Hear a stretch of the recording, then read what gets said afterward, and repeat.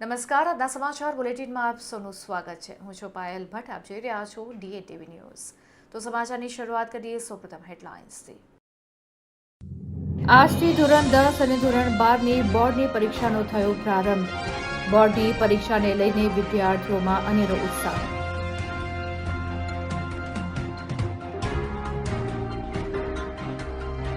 તીર્થક્ષેત્ર ચાંદોદ ખાતે એસટી બસની ટક્કરથી MGVCLના 2 વીજ પોલ થયા ધરાશાયી. આ ઘટનામાં સદનસીબે કોઈ જાનહાનિ નહીં.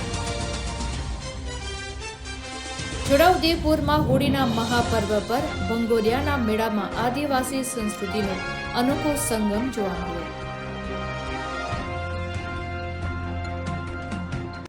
હવે જોઈએ સમાચાર વિગતવાર. આજથી ધોરણ 10 અને ધોરણ 12ની બોર્ડની પરીક્ષાનો પ્રારંભ થયો છે. ત્યારે વોર્ડ નંબર 9ના કાઉન્સિલર શ્રીરંગ રાજેશ આયરે અને આયરે દ્વારા વિદ્યાર્થીઓનો ઉત્સાહ વધારવામાં આવ્યો હતો. આ સાથે જ તમામ વિદ્યાર્થીઓને આશીર્વાદ સાથે શુભેચ્છા પાઠવવામાં આવી હતી. વોર્ડ નંબર 9ના પરિવાર દ્વારા દરેક પરીક્ષાર્થીનો કુમકુમ તિલક કરીને વિજય ભવના આશીર્વાદ આપ્યા હતા.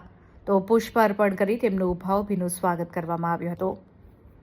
સંસ્કાર અને સફળતાનો સંગમ એવી CH વિદ્યાલય ખાતે ધોરણ 10નું પ્રથમ પેપર આપવા પહોંચેલા વિદ્યાર્થીઓ માટે આ માત્ર પરીક્ષાનું કેન્દ્ર ન હતું, પણ એક આશીર્વાદનું ધામ બની ગયું હતું. ભારતીય પરંપરા મુજબ અહીં ગોળ ધાણા ખવડાવીને વિદ્યાર્થીઓનું મોં મીઠું કરાવીને પરીક્ષાના જંગમાં ઉતારવામાં આવ્યા હતા અને શુભેચ્છા પાઠવવામાં આવી હતી. એક વડીલ અને મિત્ર તરીકે શ્રીરંગ રાજેશ આયરે વિદ્યાર્થીઓની પીઠ થાબડીને તેમનો ઉત્સાહ વધાર્યો હતો. તો થોડા દિવસ અગાઉ વિદ્યાર્થીઓ માટે સુંદરકાંડના પાઠનું આયોજન કરવામાં આવ્યું હતું. ત્યારે દાદાના ભગત એવા અશ્વિન પાઠકના આશીર્વાદ રૂપી જે પેન વિદ્યાર્થીઓને આપવામાં આવી, જેથી પરીક્ષાના ડરને ભગાવી આત્મવિશ્વાસ સાથે પેપર બાળકો લખી શકે અને એ રીતનું પ્રોત્સાહન પૂરું પાડવામાં આવ્યું હતું. આયરે પરિવારની અનોખી પહેલે સાબિત કરી દીધું કે રાજકારણથી પણ ઉપર ઉઠીને જ્યારે સામાજિક જવાબદારી નિભાવવામાં આવે ત્યારે જ ખરા અર્થમાં સમાજનું ઘડતર થાય છે.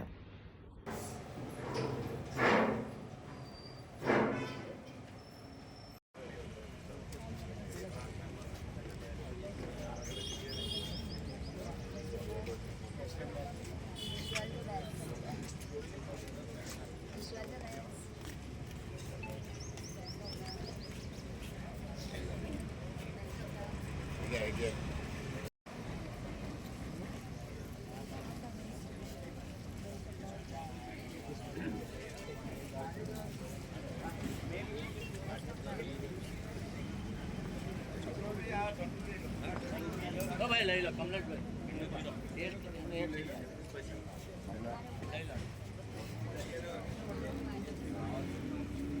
આવે છે ત્યારે બિલકુલ આપ જોઈ રહ્યા છો કે ખૂબ જ મોટી સંખ્યામાં વિદ્યાર્થીઓ આજે CH વિદ્યાલય ખાતે કે જ્યાં તેમનો બોર્ડનો નંબર આવ્યો છે એ તમામ વિદ્યાર્થીઓ અહીંયા હાલ ઉપસ્થિત છે.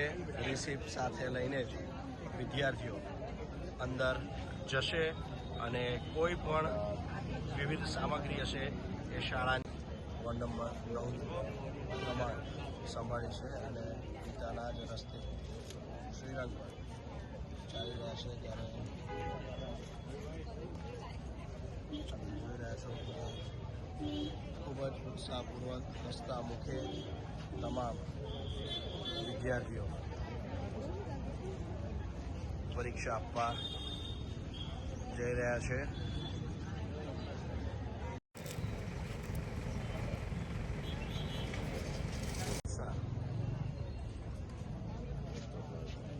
વધારવા માટેની આ એક સુંદર કાર્યક્રમ વર્ષોથી રાજેશભાઈ કરતા આવ્યા છે.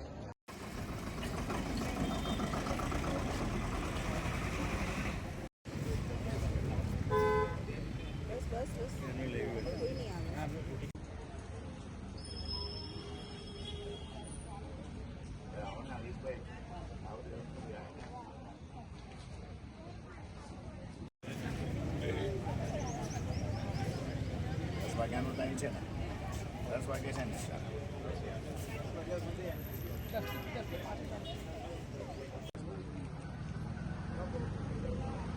કરવા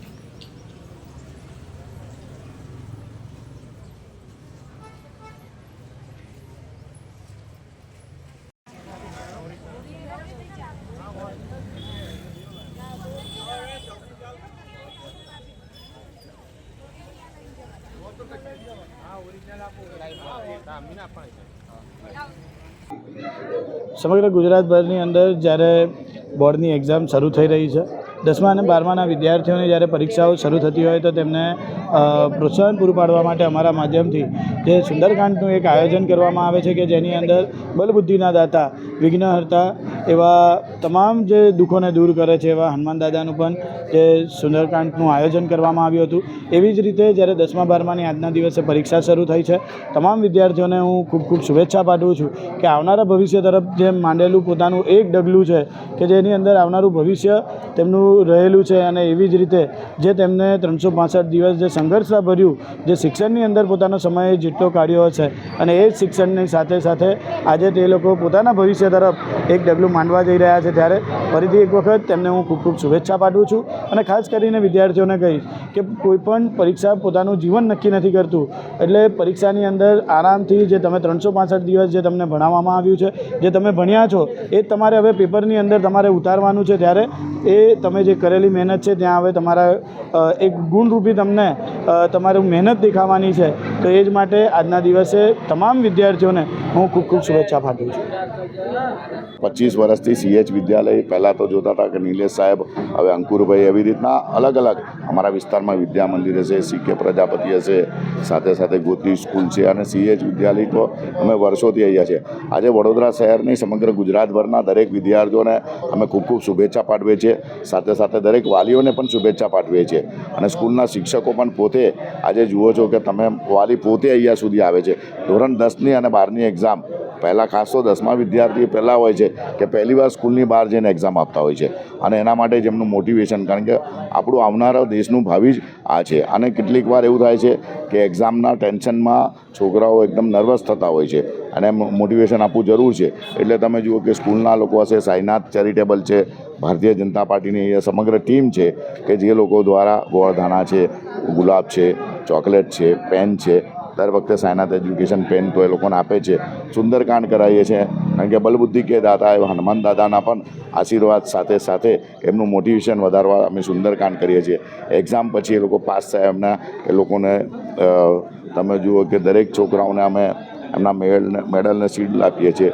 તો નોટબુકોનું વિતરણ કરીએ, કારણ કે એજ્યુકેશન, સાયનાથ એજ્યુકેશન તો એજ્યુકેશન સાથે છે જ, પણ સાથે સાથે શ્રીરંગ અને અમારી સમગ્ર ટીમ જે ભારતીય જનતા પાર્ટીના આજે તમે જુઓ કે શહેર સંગઠનમાંથી અમારા આવેલા એવા ખુશ્બુબેન છે, ઉમેશભાઈ છે, શ્રીરંગ જે કોર્પોરેટર છે, અમારા પૂર્ણિમાબેન આયરે છે, સાથે હેમલતાબેન ગોર છે, નૈનાબેન છે, એજ્યુકેશન કમિટીના વિજયભાઈ છે, સમગ્ર સાયનાથની ટીમ, સમગ્ર ભારતીય જનતા પાર્ટી ટીમ અને બધા જ વાલીઓ પણ અહીંયા અને સ્કૂલના સૌ લોકોને, સૌ ટીચર્સો પણ આજે બધાને મોટિવેશન આપવા માટે અહીંયા હાજર હતા. દરેક વિદ્યાર્થીઓને કહું છું, નીડર આમ તો હવે પહેલાંનો વિદ્યાર્થી અને આજનો વિદ્યાર્થી બદલાયો છે. આજનો વિદ્યાર્થી એકદમ ફ્રન્ટ ફૂટ પર જ છે, બિલકુલ નીડર પણ ખૂબ મહેનત કરતો પણ છે. એટલે એને કહીને પણ એને ફક્ત મોટિવેશન આપવાની જરૂર હોય છે અને એના માટે અમે દર વર્ષની જેમ આજે આવ્યા છે. વાલીઓને બધાને ખૂબ ખૂબ શુભેચ્છા પાઠવે છે. Best of luck. જય સાઈનાથ, જય શ્રી કૃષ્ણ. તીર્થ ક્ષેત્ર ચાંદોદ ખાતે ST બસની ટક્કરે 2 વીજ પોલ ધરાશાયી થઈ ગયા હતા, જેને લઈને અફરાતફરી મચી ગઈ હતી. સદનસીબે આ ઘટનામાં કોઈ જાનહાનિ નથી થઈ. ડભોઈ તાલુકાના તીર્થ ક્ષેત્ર ચાંદોદના સરકારી દવાખાના નજીક બસ સ્ટોપ પાસે ST બસના ચાલકે MGVCLના વીજ પોલને ST બસ અથડાવી દેતા 2 વીજ પોલ ધરાશાયી થઈ ગયો હતો અને નુકસાન પહોંચ્યું હતું. બોર્ડની પરીક્ષાને અનુલક્ષીને ડભોઈ ST ડેપો દ્વારા મૂકવામાં આવેલી આ વિશેષ બસની ટક્કરથી વીજ પોલ ધરાશાયી થઈ ગયો હતો. સદનસીબે વિદ્યાર્થીઓ અને મુસાફરો બસમાંથી ઉતરી ગયા બાદ બસ ડ્રાઈવર બસને વડાવી રહ્યો હતો તે દરમિયાન અકસ્માત સર્જાયો હતો. વીજ કેબલ ખેંચાઈ જવાથી બીજો વીજ થાંભલો પણ રોડ ઉપર ધરાશાયી થઈ ગયો હતો. ચાલુ લાઇન દરમિયાન 2 વીજ પોલ ધરાશાયી થતાં દોડધામ મચી ગઈ હતી. સદનસીબે મોટી હોનારત ટળી હતી. MGVCLના તંત્ર દ્વારા સ્થળ ઉપર પહોંચી જઈને બસ અને મુખ્ય માર્ગ ઉપર પડેલા વીજ પોલને ખસેડવાની કાર્યવાહી હાથ ધરી હતી.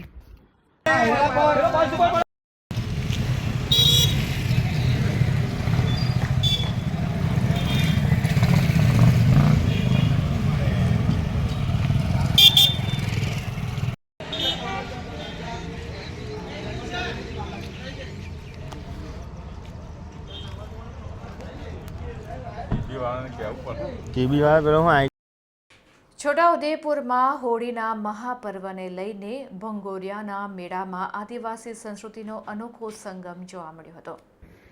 આદિવાસી સંસ્કૃતિ અને આદિવાસી વસ્તી ધરાવતા છોટાઉદેપુર જિલ્લામાં દિવાળી કરતાં પણ હોળીના પર્વનું વિશેષ મહત્વ હોય છે. હોળીના 7 દિવસ અગાઉથી જ અહીં આદિવાસી સમાજમાં અનેરો ઉત્સાહ જોવા મળે છે.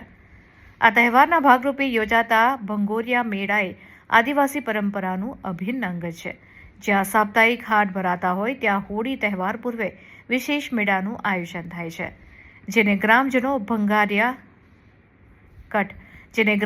ભંગોરિયાના મેળા તરીકે ઓળખે છે.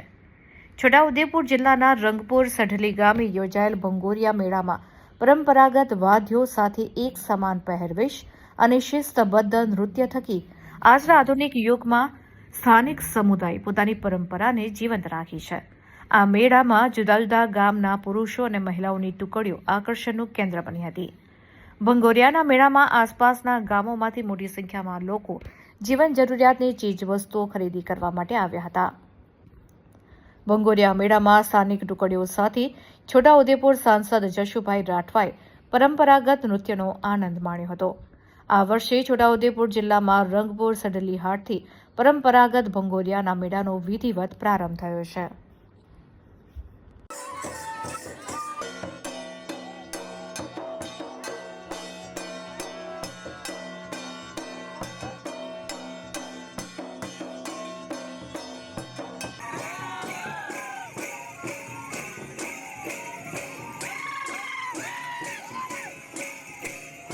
હોળી એટલે આદિવાસીઓનો મુખ્ય તહેવાર. દિવાળી અટે પણ હોળી ઘોર, એમ આ હોળી પર્વની આજથી ભંગોરિયાના મેળાની શરૂઆત થઈ છે અને પૂરેપૂરા 7 દિવસ દરેક વિસ્તારની અંદર, આદિવાસી વિસ્તારની અંદર ભંગોરિયાના મેળાઓ યોજાઈ રહ્યા છે.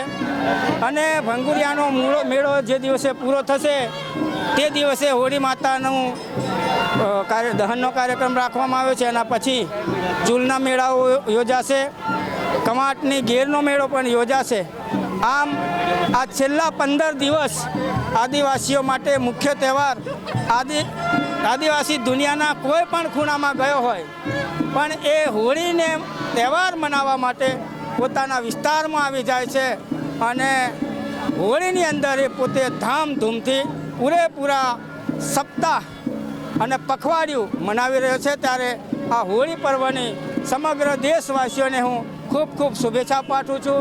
ખાસ કરીને મારા આદિવાસી વિસ્તારના તમામ માતાઓ, ભાઈઓ, બહેનો અને યુવાન સાથીઓને પણ હોળી પર્વની શુભેચ્છા પાઠવું છું અને વિનંતી પણ કરું છું કે આપણે પણ સંસ્કૃતિ સાથે જોડાઈને હોળીના પર્વની અંદર નાચ ગાન સાથે આ એક પખવાડિયું ઉજવીએ એવી શુભેચ્છાઓ.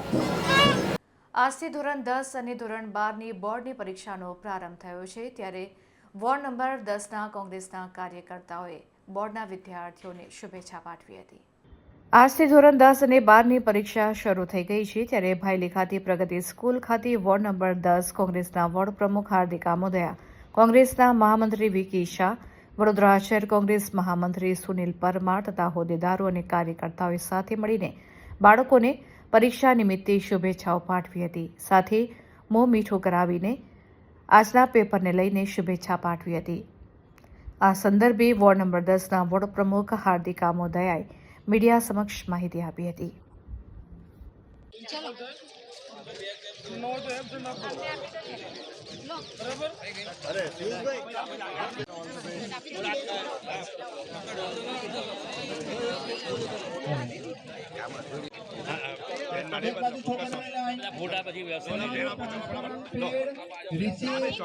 પરત કરી દેજો. બેગ જો શક્ય હોય તો વાલી આવ્યા હોય તો આપી દેજો. આવ્યા હોય ત્યાં બેગ તમારી મૂકી દેવાની છે. બેગમાં કોઈ કિંમતી સામાન રાખતા નહીં.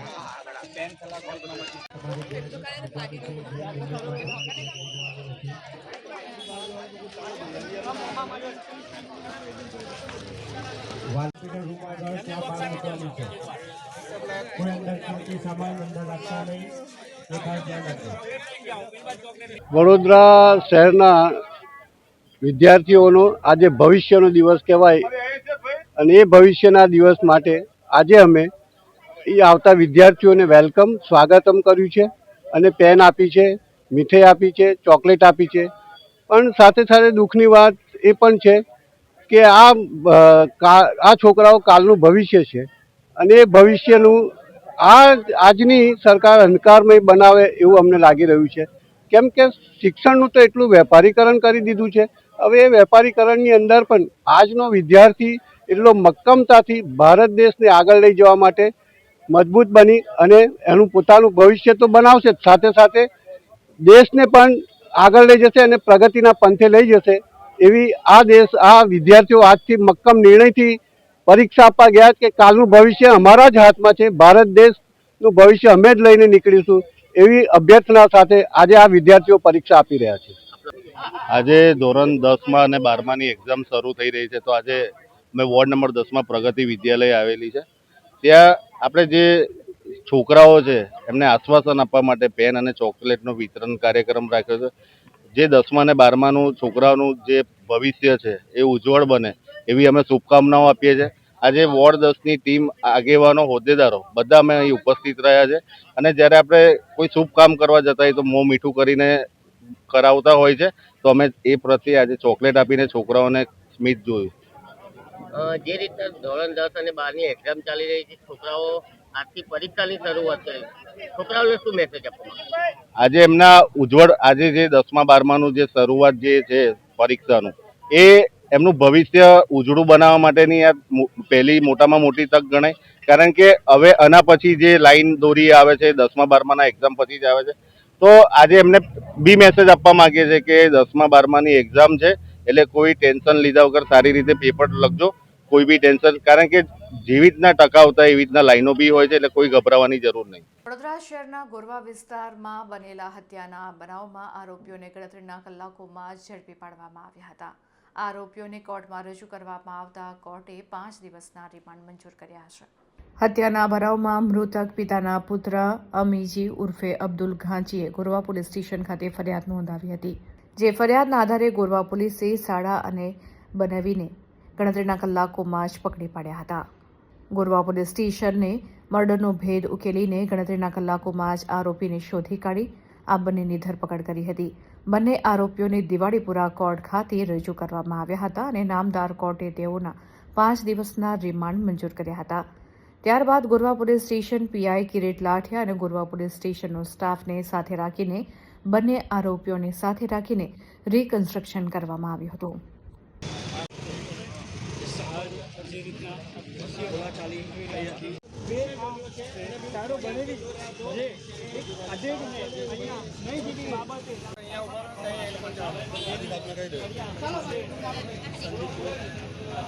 અહીંયાથી સાવલી જતો રહ્યો હતો. સાવલીમાં અને સતત એના લોકેશન હતા. અમારી 2 ટીમો સતત એની પાછળ હતી અને સાવલીથી એ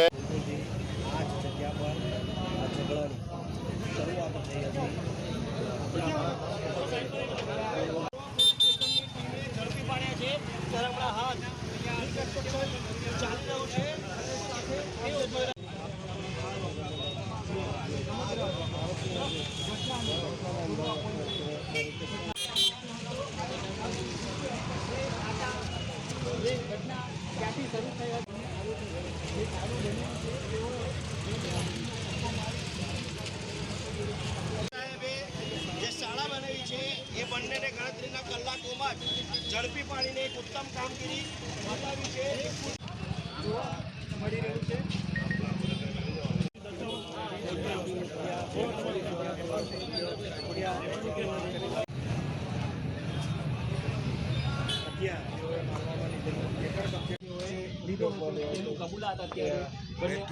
મારીને મોતને ઘાટ ઉતાર્યા હતા.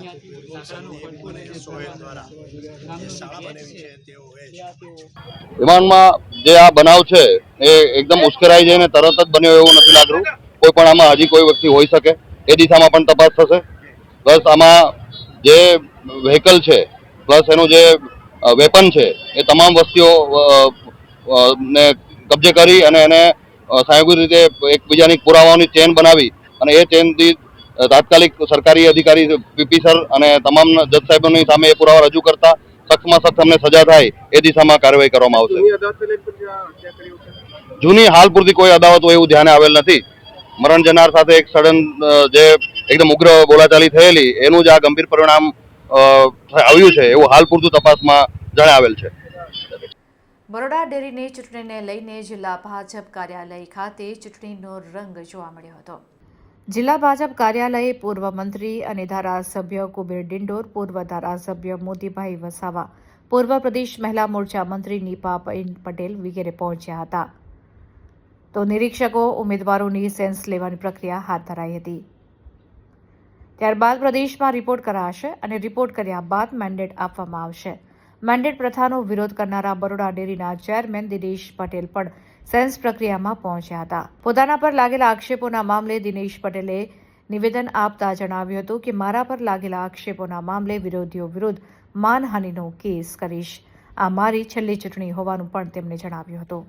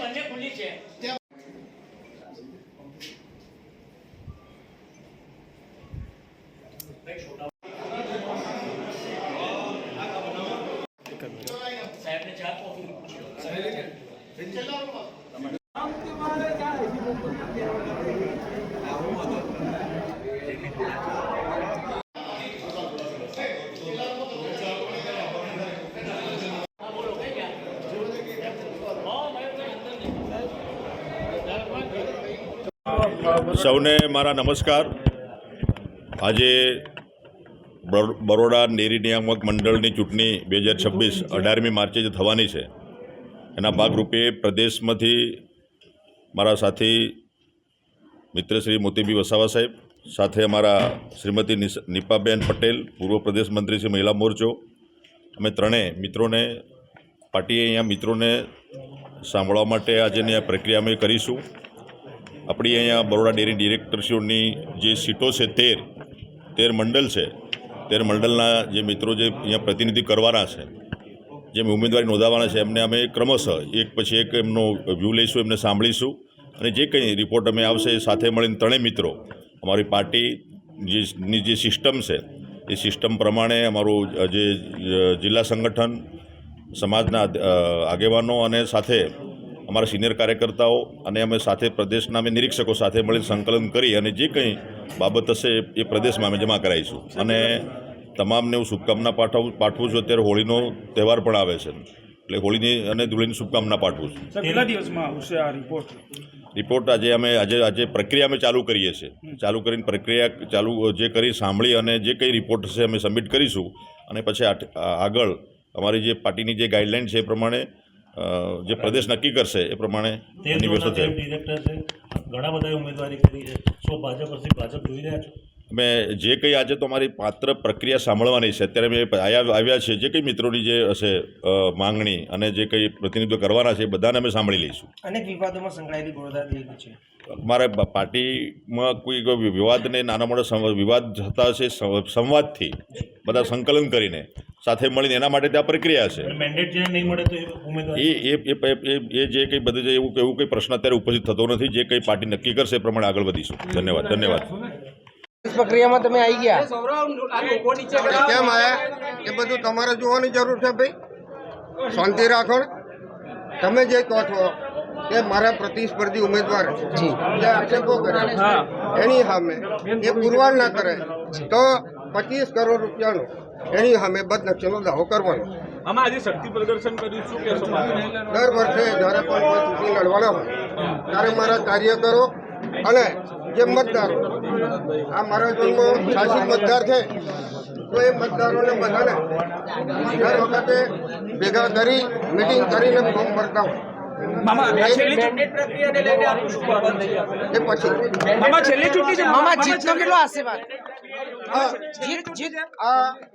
બરોડા ડેરીની મારી વિધાનસભા પણ પાદરામાં લડવાના નથી એ મેં જાહેરાત કરી છે. સાચી. વડોદરા શહેરના માંડવી 4 દરવાજા વિસ્તારમાં વારંવાર થતી ટ્રાફિકની સમસ્યાને લઈને વિસ્તારના કાઉન્સિલરોએ એકત્રિત થઈને વડોદરા મહાનગરપાલિકાના મ્યુનિસિપલ કમિશનરને રજૂઆત કરવા માટે પહોંચ્યા હતા. માંડવી 4 દરવાજા વિસ્તારમાં આવેલ પાર્કિંગ તેમજ દબાણો અને ગેરકાયદેસર દોડતી રિક્ષાઓને લઈને પોલીસ સાથે પણ ઘર્ષણ સર્જાતા રસ્તાઓ પર ટ્રાફિક જામના દ્રશ્યો જોવા મળ્યા હતા. ટ્રાફિક અધિકારીએ કાઉન્સિલરોને પણ ધમકાવ્યા હતા. વારંવાર વિસ્તારમાં દબાણોને લઈને રજૂઆત કરવામાં આવે છે, પરંતુ આજ દિન સુધી કોઈ કામગીરી કરવામાં આવી નથી. ટ્રાફિક સમસ્યાને લઈને અસામાજિક તત્વોનો પણ જમાવડો જોવા મળતો હોય છે, જેને લઈને વિસ્તારના તમામ કાઉન્સિલરોએ એકત્રિત થઈને વડોદરા મહાનગરપાલિકાના મ્યુનિસિપલ કમિશનરને રજૂઆત કરવા માટે પહોંચ્યા હતા. પોલીસ કઈ ટ્રાફિકની ચેક કરી છે તો તમે ખાલી અમને હેરાન કરવા માટે આ કરો છો. બીજી વાત એવી હતી કે સવારે પીક અવર શું નોકરી કરવા પછી સતીશ પાટડિયા અને અમારા નિલેશભાઈએ ઈના પાટીલ મેડમને ફોન કર્યો તો ઈના પાટીલ મેડમ બોલે કે કાલે આપણે મળીએ છીએ પણ એ મળવા આવી ના શકે એટલે પછી અમે કોઈ સાહેબ હતા ને કોઈ સાહેબ ઓફિસર હતા ત્યાં સુધી તો દબાણો વ્યવસ્થિત દૂર થતા તમે વ્યવસ્થિત હતું અને હવે ફરી તમે ઓફિસર મૂકી આવ્યા છે એટલે પપ્પા જેવું લાગ્યું અને પછી એ નીકળી ગયો ત્યાંથી. પછી 2 કલાક પછી બધા ભેગા થઈને પાછા એમને મળવા ગયા કે તમે પછી 2 કલાક પછી બધા ભેગા થઈને પાછા એમને મળવા ગયા કે તમે આજે રિક્ષા ચાલતી હોય છે 5 થી 7 રિક્ષા બંધ હોય છે તો તમે એના માટે કશું બોલતા નથી ને પાર્કિંગની અંદર તમે ગાડીઓ મૂકાય છે એમાં અત્યારે જે આપ જોઈ શકો છો કે 4 દરવાજામાં ટ્રાફિકની સમસ્યાઓ કાયમ માટેની હોય છે. આ ટ્રાફિકની સમસ્યા માટે વારંવાર રજૂઆતો કરતા હોઈએ છીએ. અગાઉ પણ ઘણી બધી વાર રજૂઆતો કરેલી છે અને અત્યારે આપ જોઈ શકો છો કે 4 દરવાજામાં ઘણી બધી ટ્રાફિકની સમસ્યાને લીધે ઝઘડા પણ થતા હોય છે, કોઈ મોટા ઇન્સિડન્ટ્સ પણ બની શકે છે. તો એના માટેની આ એક રજૂઆત હતી. અમારે ત્યાં આગળ 4 દરવાજામાં અત્યારે પણ પાર્કિંગની જગ્યા ઉપર જ્યારે સ્કૂટરને પાર્ક કરવામાં આવે છે તો એના માટેના પણ ફોટા પાડી અને એ લોકોએ ત્યાં ટ્રાફિક પીઆઈને એ લોકોએ ત્યાં આગળ એને મેમો આપ્યો હતો.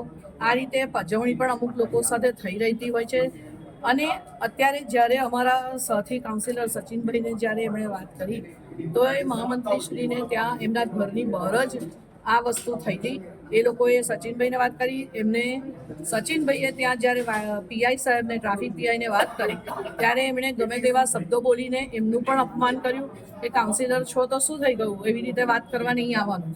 અને ત્યાં બધાની વચ્ચે પણ એ લોકોએ એમનું અપમાન કર્યું.